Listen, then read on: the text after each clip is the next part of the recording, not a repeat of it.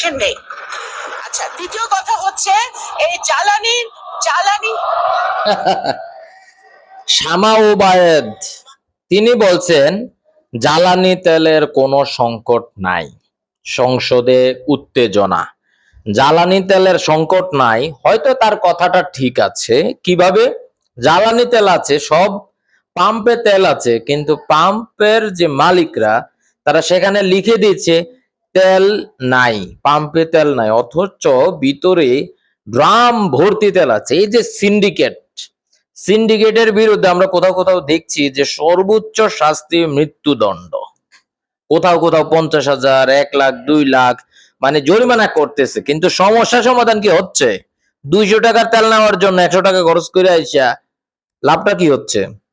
এই যে সংসদে বসে তারা বলতেছে জ্বালানি তেলের কোনো সংকট নাই, কিন্তু মাঠ পর্যায়ে বাইকাররা দেখতাছি যে একের পর এক মানে শ বাইক হচ্ছে একের পর এক দাঁড়ায়, একজনের পিছনে আরেকজন দাঁড়ায় আছে শুধুমাত্র জ্বালানি তেলের জন্য। তাহলে এই যে ঘটনাগুলো হচ্ছে তারা কি দেখছে না?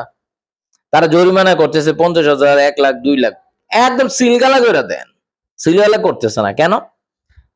তাদের সাথে কি লিয়াজু আছে? বর্তমান সরকারের সাথে তাদের লিয়াজু আছে? পাম্প মালিকদের কি লিয়াজু আছে?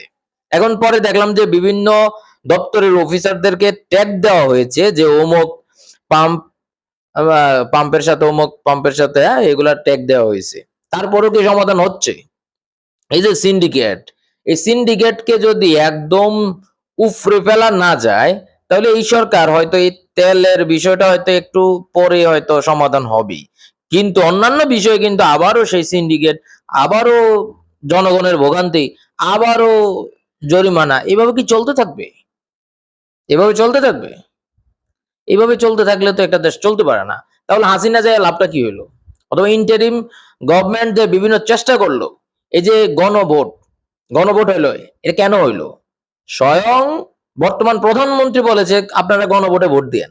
এখন আইসা দেখতেছি যে সেই দলেরই স্বরাষ্ট্রমন্ত্রী আইনমন্ত্রীর কথাগুলো বলতেছে, আইন মন্ত্রণালয়ের ইস্যুগুলো নিয়ে সে আলাপ করতেছে, এবং বিরোধী দলের তরফ থেকে বলতেছে যে স্বরাষ্ট্রমন্ত্রী আইনমন্ত্রীর দায়িত্ব পালন করতেছে। ওয়াই?